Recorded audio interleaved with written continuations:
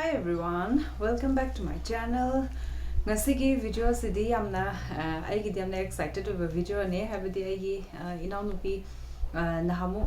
pochai ga lebina kibedo hadak leibedo nataba ko adi mamang da luhongba do bune ga na haibedo adugi enaonupi do ma se akhoi magi enaonupi gi macha ne ba ko adu ma se hojikti mau oikre luhongre aduna magi pagi mayumlonggi adumaina luhongba ma leiba adugi ngasi se khatang kebiba na haibane do ma se lakani ba ko adugi kebiba do mayam da ulakke video se hodringai gi mamang se sta ai se product ama mayam da utlam ge mama art ki product ne ba ko lip care product ne ai se sigi nimit khara ki mamang gi vlog ama da unbox tawbudi yaudi gi bane ba mayam ne yenga ga di adum khangni adugi mama art ki lip care product ne magi lip scrub ka lip mask ka yawe lip mask se koina lip balm ki type da dum use to ya ba ko adumain ta we sigi product sing se lip scrub se kai gisna ga do no haibada chin se di akhoi di oil na traga sweat gland se yawda banina masana yamna kangal leba ko aduna ne akhoi na hojik nusudum sa kadang set pa matam sugum badaga chin man se yamna dry oily se ado hena mai se yamna skin type ki matung inna su depend kitang di tawe ba ko yamna dry skin type oiraga di chin man se so adum yamna dry oil be heleba akhoi na mathak se sta flaky oiba leiba singdo adugumba myam adagi marakta line gumba leirakan da kai bagi akoina angang oiringai da di chin ga sem kainaramidana ko hojikan di thoidokna khangdre aduduna ngasai gi sigi says da magi lip scrub se tawthokpa ama darkar oi akoi di chumna gi scrub to dagi adum tawbasu yai na traga na only water na tawbasu yai ba ko adugu sigi lip scrub se leibadagi di adum akoina anytime nungai rakta matamda for makeup ta bokta adum tawba yare ba ko adum hana tawthokra kan da lip balm tawiba adugi aina dai ki bagi process to yengase sida laire mama art ki vitamin C 100% natural lip care kit ne ko site am dana scrub yaure amadana mask yaure sise India ki first met safe certified lip kit ni aduga dry lips heal ta honga do ni dermatologically tested oiba all skin type lo na suitable oiba aduga cruelty free oiba aduga ma product ne ka magi ingredients scrub sigi lemon extract ni pigmentation handa hanna ba aduga hena radiant oiba skin oina na bani ko walnut shells na exfoliate tawna na ba lip mask ki ingredients shea butter ni mas na hena dry chapped lips sugum oiba se mana suit ohen ga doini tholan ga doini sun damage ta gi su protect ga doini ko aduga turmeric oil yawe sigi turmeric oil sina hena moisturize tawna na ba chinban se si tai basna chin se yamna tholan ga leibado adumain tawi mama art se india gi plastic positive oiba brand ne mama art ki product ama purchase taw matam se sta magi u thabagi adusu akhoi gi mayamna haidi hojikti loina mak khangnarabani kuirabani sumaina moina tawreise mama art ki product lining ma matamda magi official app lairabani na adudagi dum leiba yare magi sale lakpada early access tawba yabani aduga mayamna amuk 20% pamagadi magi website tagi leiba matamda phangni bako atopa dagi di phangoi adugi aigi coupon code se db2022 ana haigani 20% off leigadoine ada mama art se kai da available oibagi haibada magi mama art ta ma phange adagi Amazon da Nykaa da aduga Purple da phangbani adudagi adum leiba yare hojikti loina mak da available oiramne ba ko aduga khaimaru oina sigi video se mama art na sponsor tawbirako video ne magi brand na tharak pane ba ko mama art ki pot sing se habedi kai gi thare ino hama tam da sigi product sing se aina use to view aduga aina use to rakan da review oina mayam da nungai te season bagi kanaba adai sugumana chingba sing se mayam da khanghan bio haina haibane aduna aina sigi tap se sigi kaino se sta loina ma akhoi gi lip care oina tongana ma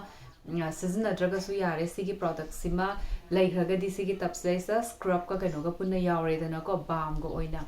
yamna practical oina season abada nungai bado adugum bado oeba ko sigi video ma tek si khakta ne aina mayam da khanganingamba se do hojikti makhata na makeup chathana batawrasi aigi naonupi do la akanda ko khoi hojik kaina yawre to nangi kaina do mo no bi oire doina ene sa high gram mo no bi la kani primer ha deselasi primer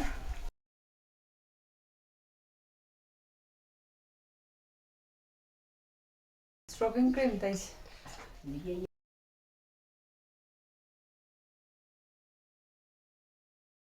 foundation se sigi MAC ki NC30 ga 35 ka se ani se mix tawraga tais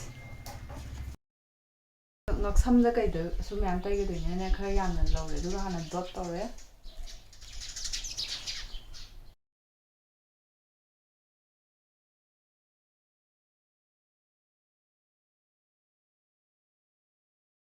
concealer apply tawrasi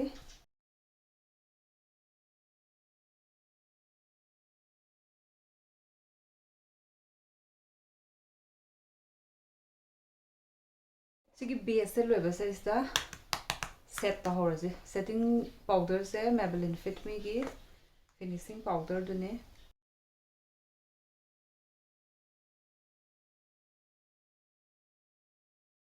eyebrow se tawsalasi sigi eyebrow pencil se K Beauty gi eyebrow pencil dune hana brush tawba ma changi ka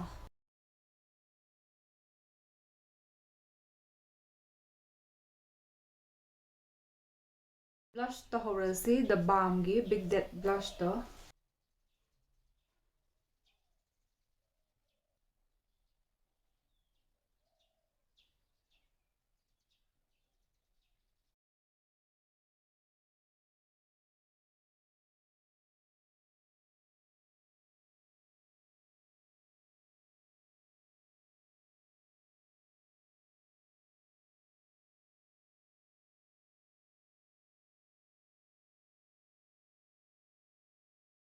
eyeshadow se tawsalasi Huda Beauty gi sigi rose gold remastered palette se sidagi tawse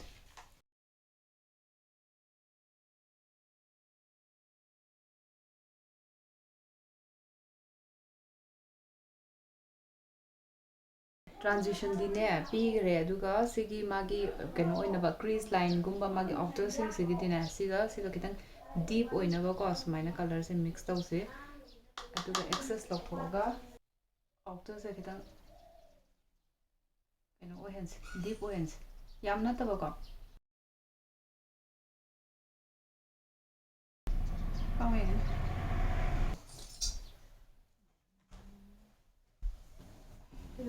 China mit kano napado untuk napado ada jadi dari lehamun. ma de video sim yang amit ye ko ma pa yang ya de sigi color se 24 carats yam phajabane si color magi inner lid tagina mathaki wai ba ko da misa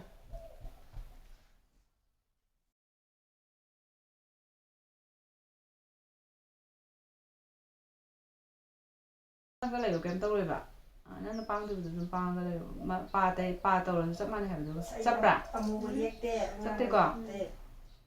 adi ai kwai wam le ya be angang ji yengi mai mama mi kutre khakele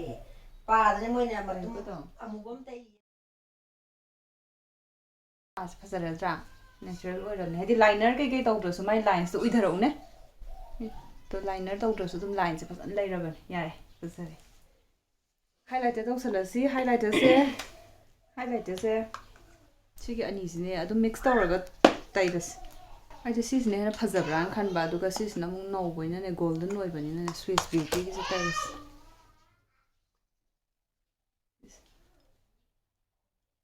gold tangmas ne ta phajabane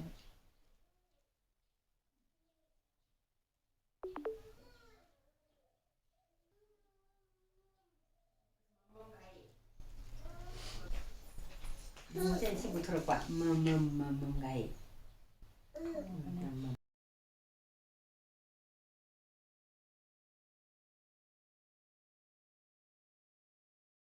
adu ne ma ulai da Ido.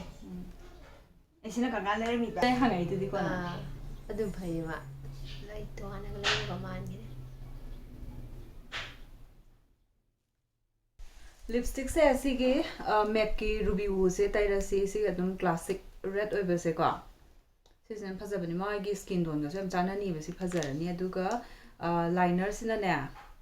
Maybelline gi color sensational sigi liner se sigi sina pink tone katang changi yamna red to the oidre ba ko tayas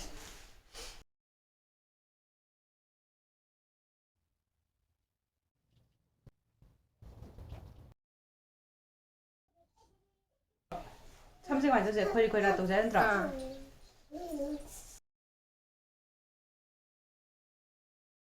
adora Hai mà xong ta khai cho anh phụ là có mà này khuya mà nè. sikio ki no ma thadora Sao có con rồi? dia ka tan tu la ne ye o ye ma ye ngori Vâng.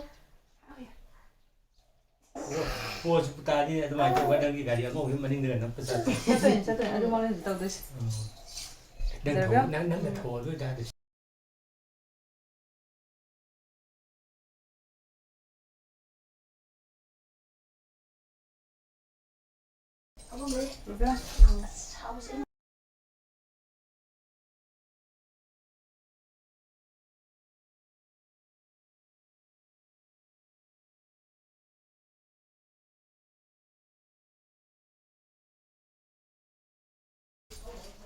ꯐꯖꯔꯦꯍꯦ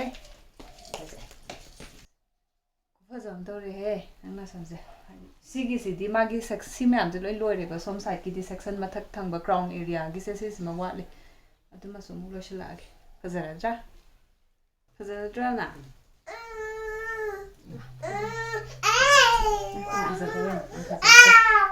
ꯐꯖꯗ꯭ꯔꯥ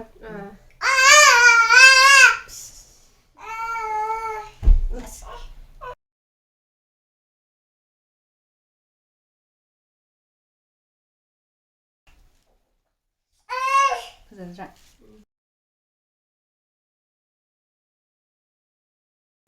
فزرꯗ꯭ꯔꯥ ꯍꯧꯖꯤꯛꯇꯤ ꯃꯥ ꯌꯥꯝ ꯐꯖꯈ꯭ꯔꯕꯅꯦ ꯑꯩ ꯆꯪꯁꯤꯜꯂꯛꯑꯔꯣꯏꯒꯦ ꯀꯥꯏ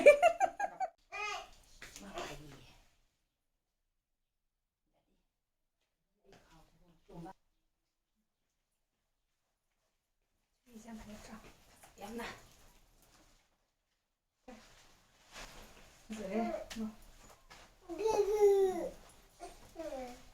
ꯐꯖꯔꯗ꯭ꯔꯥ ꯁꯤ ꯃꯥꯏ ꯇꯨꯡꯗꯨꯁꯨ ꯌꯦꯡꯉꯣ ꯇꯨꯡꯁꯤꯁꯨ ꯌꯥꯝ ꯐꯖꯕꯅꯦ ꯌꯥꯝ